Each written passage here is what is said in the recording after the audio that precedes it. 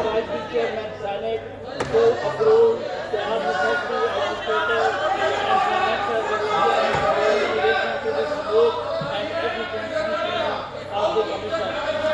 Those who are in favor of the motion may say aye. Those against the motion say no. I think the ayes have it, the motion is carried. Jay. Order number 3220.